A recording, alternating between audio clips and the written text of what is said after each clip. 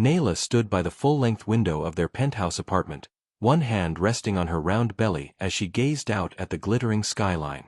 The lights of the city blinked like stars beneath her feet, but her thoughts were elsewhere. From the outside, everything in her life looked like a dream. Married to Rayyan, one of the city's most successful businessmen, living in a home most could only imagine, and carrying their first child. To the world, they were the perfect couple. Glamorous, accomplished, admired. People whispered words like, power couple, when they walked into a room. But behind closed doors, Nayla often felt like a fragile glass figure displayed in a golden cage. She thought back to the early days of their relationship, how attentive Rayyan had been, how his eyes would light up just seeing her enter a room. He used to write her notes, surprise her with flowers, hold her hand like he never wanted to let go. But somewhere between the business expansions, the social events, and the carefully curated Instagram posts, something changed. Slowly, subtly, but undeniably. Rayyan was still polite. Coldly so. He still came home most nights, brought her expensive gifts, even attended her doctor appointments when he could. But his eyes rarely met hers anymore. Conversations became transactional. His hugs were brief, more out of obligation than love. She told herself he was stressed with work. After all, running multiple companies wasn't easy. But the excuses began to wear thin, especially when his late-night meetings became more frequent, his phone always locked, always face down. At first, she asked gently, "Is everything okay? Are we okay?" He'd smile, kiss her forehead, and assure her she was overthinking. But the warmth never returned. Then she asked more directly, "Are you seeing someone else?" His response wasn't anger, but something worse, condescension. "You're pregnant. Your hormones are messing with your head," he said once, dismissively flipping through a magazine while she stood there, vulnerable and searching. Nayla tried to shake it off, tried to convince herself that maybe she really was just imagining it all. Pregnancy did strange things to the body, and the mind. But that aching feeling in her chest only grew. It wasn't jealousy or fear. It was loneliness. The kind of loneliness that echoed, even when someone was right beside you in the same room. Their public life continued as flawlessly as ever. They attended charity galas, smiled for paparazzi, hosted extravagant dinners. Everyone envied her life, praised her glow, commented on how lucky she was. And she smiled, nodded, pretended she believed it too. But when she lay in bed at night, and Rayyan turned away from her without a word, Nayla would press a hand to her belly and whisper to her baby, "At least you're still with me." She wanted to believe the man she married was still in there somewhere. That this was a phase, a rough patch. But deep down, something told her, this wasn't temporary. This wasn't something time would fix. Something had shifted. And though she couldn't prove it yet, she felt it in every unspoken word, every cold glance, every empty silence. Zoya entered Rayyan's life like a breath of fresh air, or at least, that's how he described her to colleagues. She was introduced at a company launch event as the new PR manager for Rayyan's growing luxury brand. With striking features, confident charm, and a flawless wardrobe, Zoya turned heads effortlessly. She was sharp, eloquent, and always one step ahead of everyone else in the room. In the boardroom, she was all business. But behind closed doors, her ambition ran deeper, sharper, more calculated than anyone could imagine. Nayla first met her at a formal gathering Rayyan hosted at their home. Zoya walked in late, in a backless crimson gown, unapologetically bold. She introduced herself to Nayla with a practiced smile, complimented her pregnancy glow, and seamlessly moved into conversations with other guests as if she belonged. Something in Nayla's stomach twisted. It wasn't jealousy, at least, that's what she told herself. It was intuition, the unmistakable pang that something wasn't right. In the weeks that followed, Nayla began to notice subtle changes. Zoya seemed to always be around. Meetings ran later. Rayyan was suddenly traveling more, even though he had promised to slow down during Nayla's third trimester. One night, as she waited for him to return home from what he claimed was an urgent strategy session, she scrolled through his company's social media and found a tagged photo, Rayyan and Zoya at a rooftop lounge, drinks in hand, smiling under fairy lights. The caption read, "Power minds behind the brand." She confronted him the next morning, heart pounding. "You told me you were in the office," she said, holding out her phone. Rayyan didn't even blink. "Zoya and I were handling a client issue." "You're overthinking again, Nayla. You know how you get when you're stressed." That familiar tone of calm dismissal sent a chill down her spine. She began doubting herself. Was she being irrational? Was this really just business? But deep inside, a storm was brewing. Behind the facade, Rayyan and Zoya's affair had already begun. It started with casual flirting after meetings, late-night brainstorming sessions that ended with drinks and laughter, then finally, whispered promises in five-star hotel rooms during out-of-town campaigns. Zoya made it easy. She knew how to stroke Rayyan's ego, how to make him feel understood and admired. And slowly, she began painting Nayla as a burden. "She doesn't understand your vision," Zoya would say with a soft frown. "You're building an empire, and she just wants you home like a schoolboy." Other times, her words were crueler. "I don't mean to judge, but she's becoming a little unstable, isn't she? I mean, some of the things she says, it's embarrassing." She would glance away just as Rayyan tensed, planting seeds of doubt and superiority in his mind. Zoya was a master manipulator. Every moment she spent with Rayyan, she worked to convince him that Nayla was clinging, overly emotional, holding him back. She wrapped herself in his ambitions, speaking his language. Growth, branding, global expansion, things Nayla had willingly stepped back from to focus on their home and their child. By the time Nayla sensed how far things had gone, the damage was already deep. Rayyan had begun viewing her not as his partner, but as a problem to manage, an emotional liability. And the more he listened to Zoya, the more convinced he became that he was right. Nayla, once the center of his world, was now a shadow in their home, present, but fading. And in her place, Zoya glowed brighter with each passing day, stepping into a role she was never meant to have, but fully intended to keep. The chandelier sparkled overhead as soft jazz played in the background. Waiters in black vests moved between clusters of elegantly dressed guests, serving champagne and hors d'oeuvres. The mansion had never looked more glamorous. Fresh white roses lined the staircases, the dining room table was dressed in crystal and gold, and the guest list was filled with CEOs, influencers, and investors. Rayyan spared no expense for the evening's corporate dinner. He called it a celebration of success. For Nayla, it felt more like a stage where she was merely a silent prop.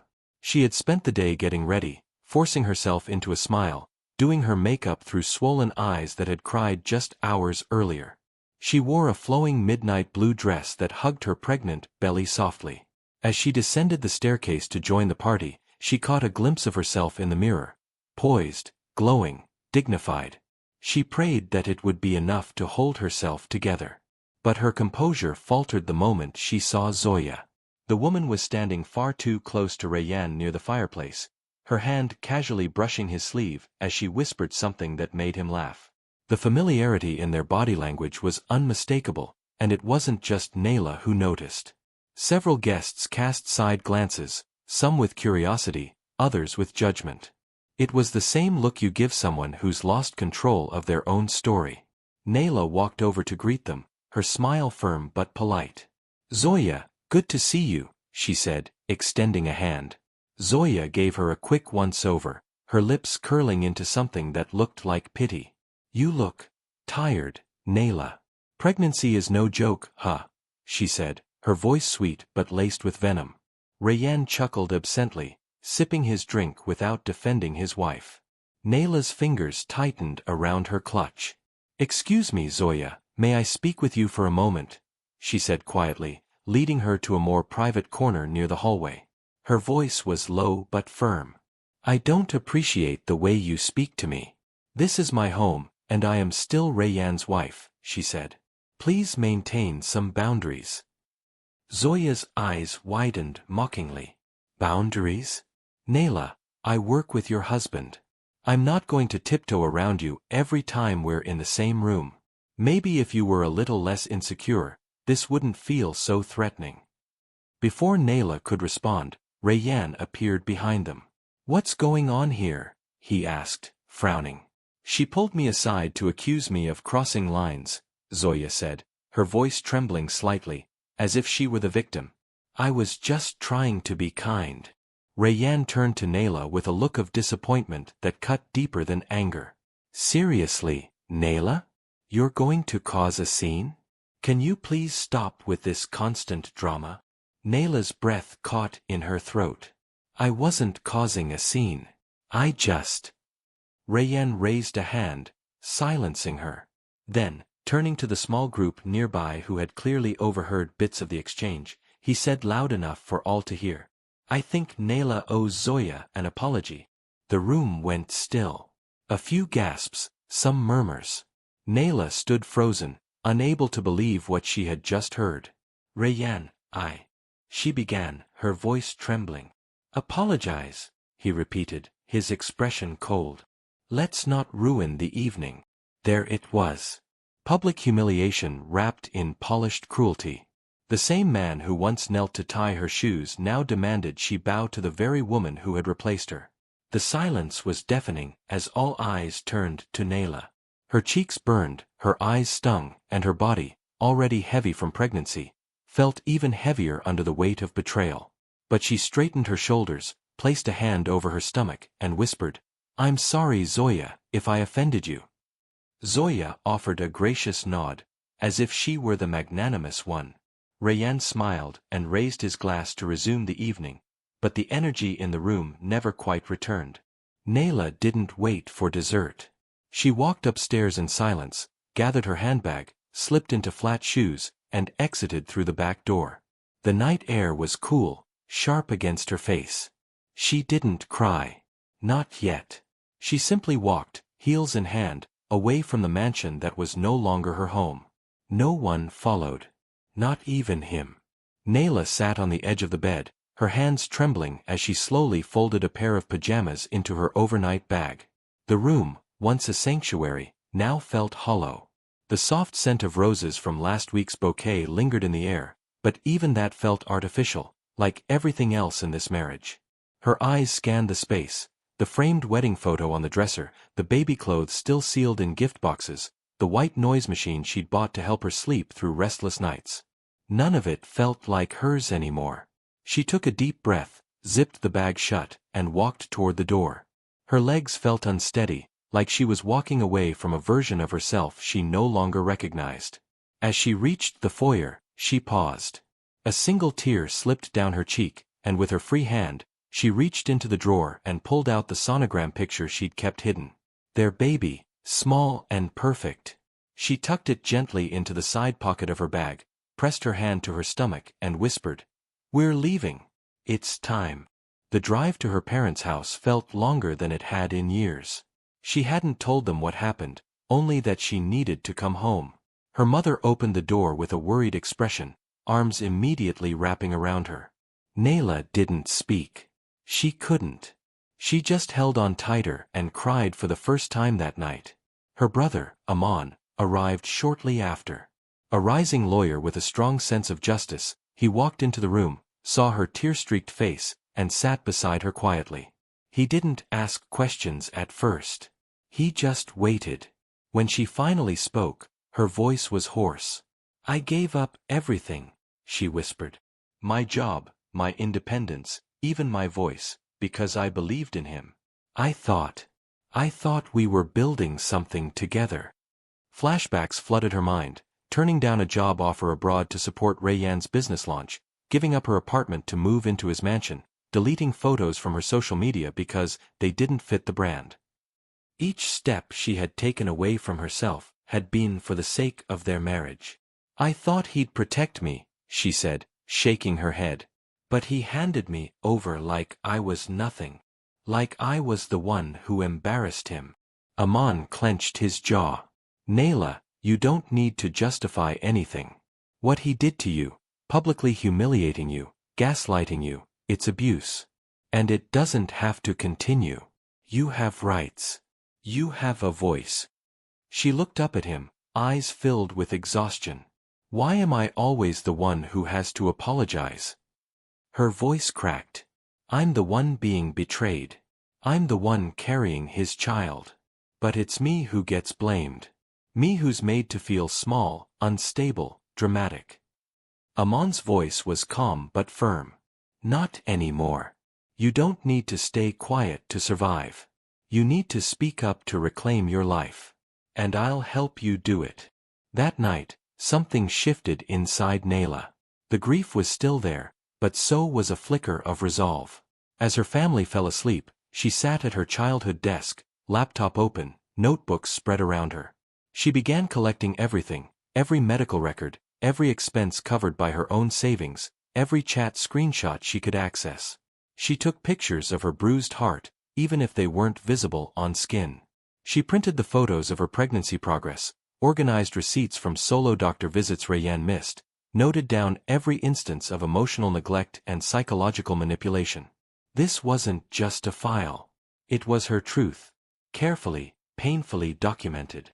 With each page, each timestamp, each small entry, Nayla was stitching herself back together. Not for revenge. Not to prove a point. But to take her life back, one documented truth at a time. Rayanne lounged in his study, swirling whiskey in a crystal glass as if the world outside hadn't shifted beneath his feet. It had been 5 days since Nayla walked out, and not once had he picked up the phone to call her. He told himself it was better this way, let her cool down, throw her tantrum, and then come back like she always did. It was a cycle he'd grown comfortable with: tension, silence, reconciliation. He was certain she'd return. She always did. She'll come crawling back, he muttered to himself, half amused, half indifferent. They always do. Zoya had made herself at home in the meantime. She now occupied the spaces Nayla used to: his car, his calendar, even his private lounge. She laughed freely around the house, offering critiques on furniture and commenting on how they'd redo the master bedroom once things were finalized. She'd walk barefoot through the marble hallways, sipping espresso and imagining her initials engraved next to his on monogrammed towels. You know, this house has way too many soft colors, she remarked one morning, lazily browsing through a home decor catalog. We should add some gold, give it real character. Class. Rayanne smirked, not really listening, but enjoying the attention. Zoya had a way of making everything feel like a game, one where he was always the winner. To him, Nayla's silence wasn't strength. It was submission. Proof she had finally accepted her place. But Nayla wasn't silent because she had given up. She was silent because she was preparing. In her parents' home, she sat with a notepad in one hand and her phone in the other, scrolling through names her brother had recommended. After 2 consultations, she found a lawyer who didn't flinch at high-profile cases or wealthy opponents. A woman named Sabine, sharp, composed, with fire behind her eyes. She wants war. Sabine had said during their first meeting. We give her facts. Nayla filed a lawsuit, quietly but decisively. Charges of defamation, public humiliation, and emotional trauma. The video of the dinner party incident was attached as key evidence. Her voice trembled as she watched it again. Rayanne's cold expression, the smug smile on Zoya's face, the stunned silence of the guests as she apologized to her husband's mistress. But she didn't look away this time. She let it burn. I'm done being his reputation shield, she told Sabine. Amon, ever the strategist, offered one last push. Let's make the truth louder than their lies. With Nayla's permission, he leaked the video to a rising legal commentator on social media, someone who often broke down high-profile abuse cases with clarity and candor. The caption under the clip was sharp and unfiltered: pregnant wife forced to apologize to husband's mistress in front of corporate elite. Emotional abuse isn't always loud. Sometimes, it's dressed in a tux. Within hours, the video began gaining traction. Comments flooded in. People were horrified, angry, empathetic. The image of Nayla, pregnant, humiliated, yet graceful, became the face of every woman who had ever swallowed her pain for the sake of appearances. Rayanne had no idea yet. He still believed he controlled the narrative. That Nayla was sulking somewhere, counting the days until she returned to him and the life he curated for her. But the storm wasn't coming. It was already here. And Nayla wasn't hiding from it. She was the one who lit the match. Within hours of the video leaking online, social media erupted.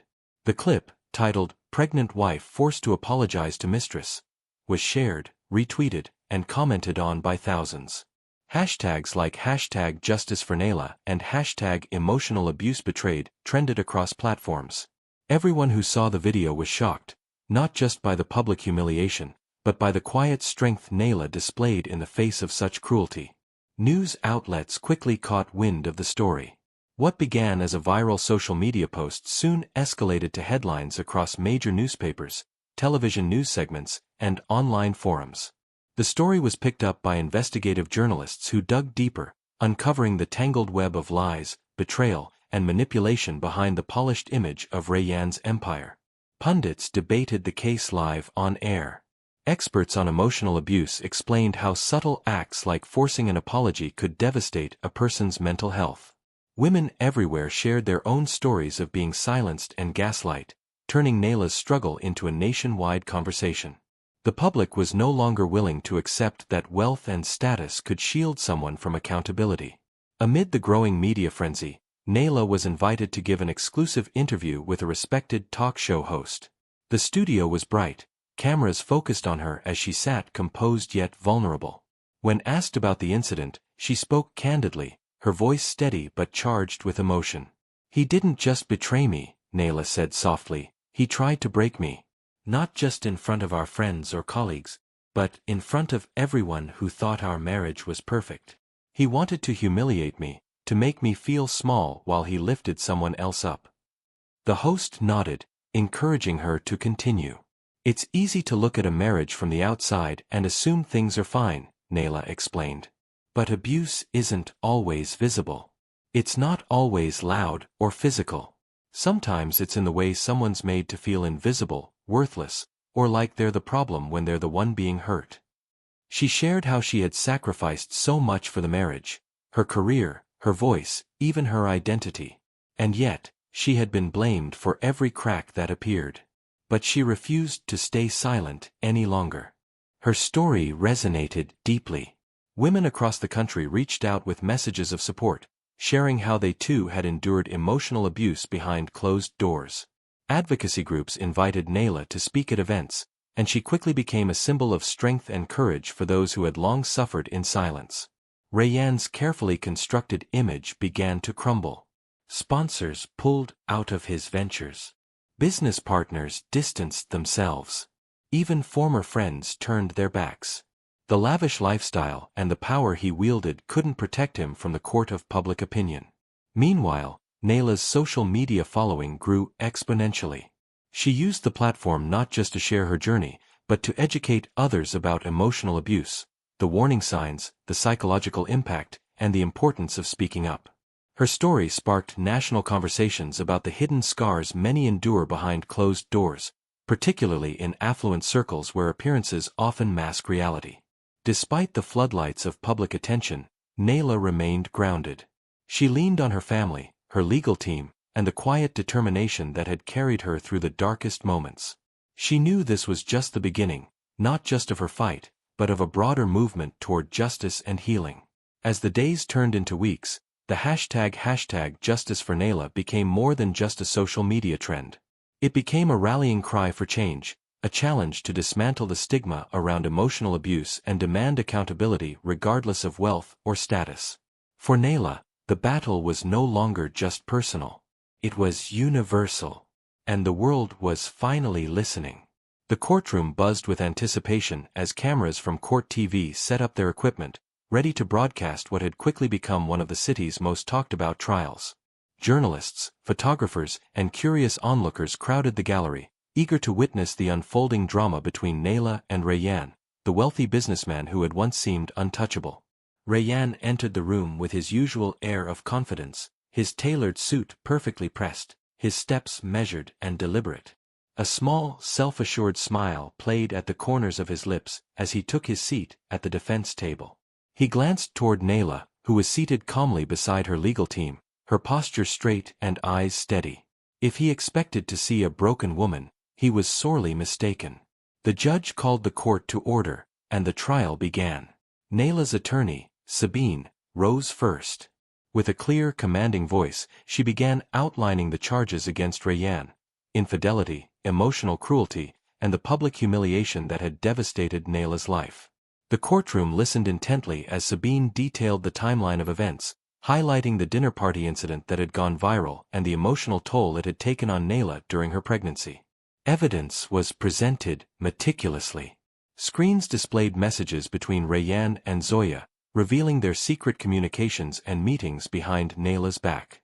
Photographs of Rayanne and Zoya together in private settings were shown. Luxury hotels, late-night dinners, and even hand-in-hand moments that betrayed the loyalty he owed his wife. Medical records were submitted, showing Nayla's prenatal visits and the stress-induced complications that doctors had noted, directly linked to the emotional trauma she endured. The courtroom fell silent as a doctor's testimony confirmed how severe stress during pregnancy could have lasting effects on both mother and child. The defense attempted to dismiss the claims, portraying Nayla as unstable and overly sensitive. But then came the turning point. Zoya was called to the stand. She entered with the same composed demeanor that had once captivated Rayanne, her expression neutral as she took the oath. The prosecutor's questions were sharp and pointed. "Ms. Zoya, can you explain your relationship with Mr. Rayanne during the period in question?" Zoya hesitated, carefully choosing her words. "Professional.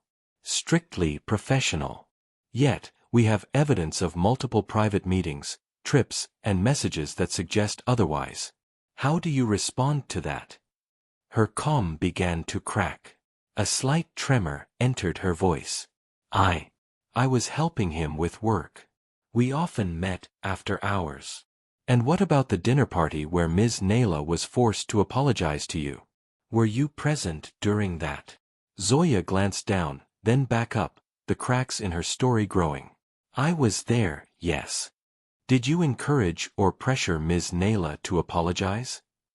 I wouldn't say pressure. It was more a misunderstanding." Witness after witness stepped forward, each reinforcing the narrative of emotional abuse, manipulation, and betrayal. Former employees spoke of Zoya's jealousy, her attempts to isolate Nayla from Rayanne. Friends testified to Nayla's deteriorating mental health as the pressure mounted. The picture painted was undeniable. Throughout it all, Nayla sat poised, her hands folded calmly in her lap, her gaze unwavering. When asked to speak, she described her experience with quiet strength. "I was betrayed by the person I loved most," she said. "But even worse, I was silenced.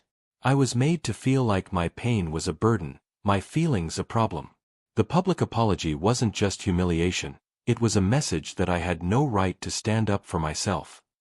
As her words echoed through the room, a hush fell over the courtroom. It was clear that Nayla was no longer the victim many had assumed she would be. She was a woman reclaiming her power, refusing to be erased. Outside the courthouse, a crowd had gathered, holding signs and chanting in support of Nayla. When the judge called for a brief recess, cheers erupted, echoing off the stone walls.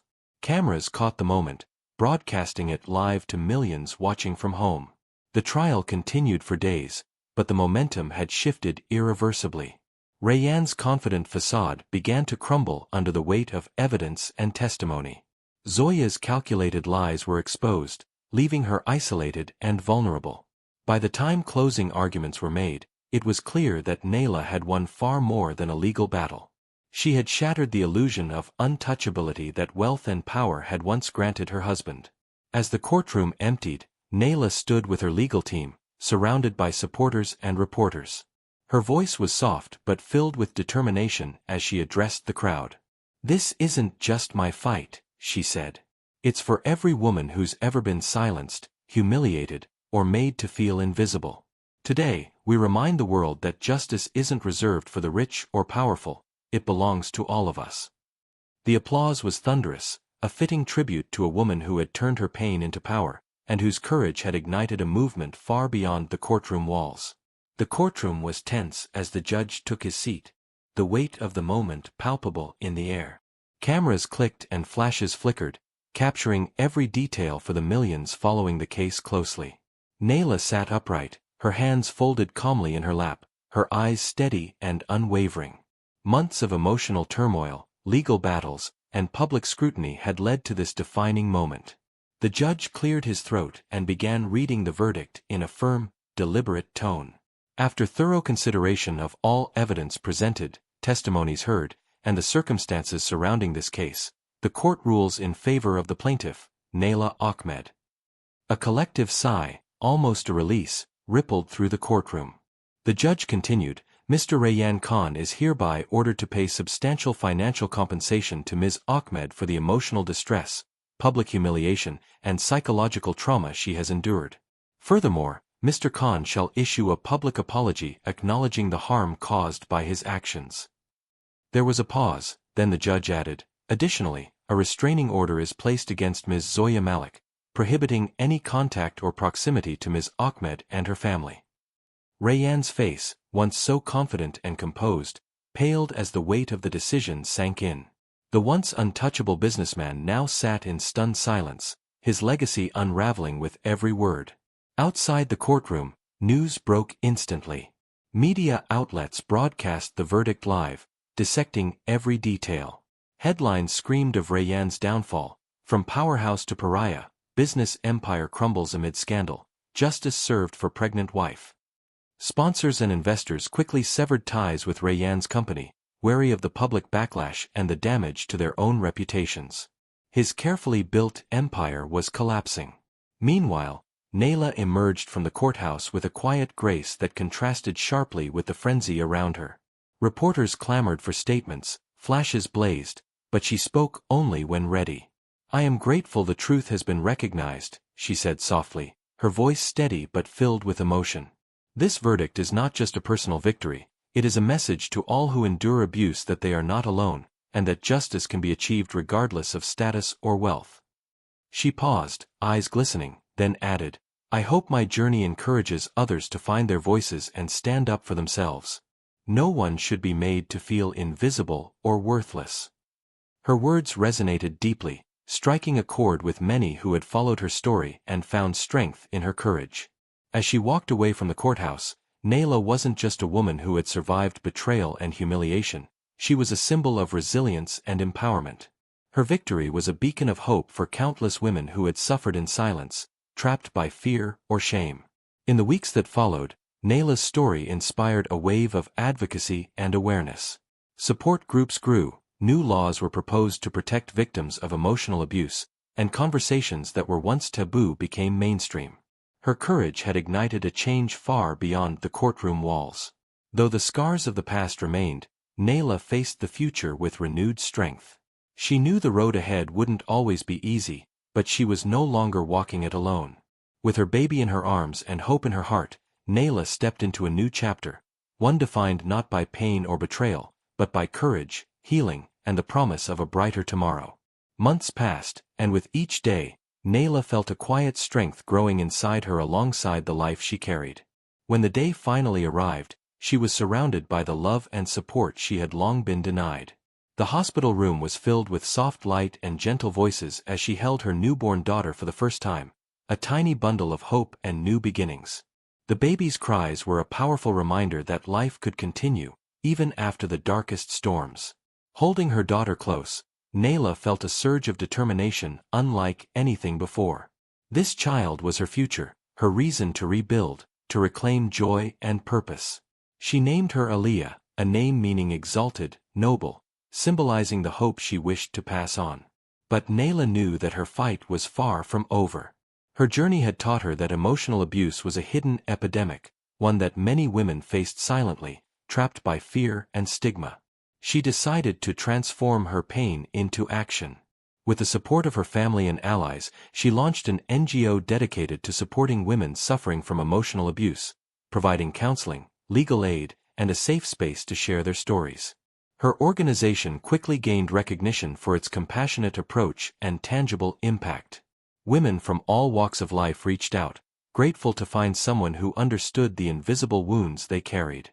Nayla's voice became a beacon for those who had long been unheard. In a widely viewed televised interview, Nayla spoke with clarity and passion. "I wasn't just fighting for myself," she said, her eyes steady and sincere. "I was fighting for every woman who's ever been silenced, made to feel small, or told her pain didn't matter." Emotional abuse leaves scars that aren't always visible, but they are just as real, and just as damaging. We need to break the silence, support each other, and demand change. Her words resonated deeply, sparking conversations nationwide and inspiring countless women to seek help and reclaim their lives. The final scene unfolded months later at a gala event honoring survivors of abuse and champions of women's rights. Nayla stood on stage, her daughter sleeping peacefully in her arms. The room was filled with hundreds of supporters, advocates, survivors, and allies, who rose to their feet, applauding her courage and leadership. As the applause swelled around her, Nayla looked out at the crowd, a soft smile playing on her lips. She felt a profound sense of fulfillment, not just because of her own victory, but because of the community she had helped build. She had turned her story of pain into a story of hope. With Aaliyah nestled against her chest, Nayla took a deep breath, knowing that this was only the beginning of a new chapter, a chapter of healing, empowerment, and endless possibility.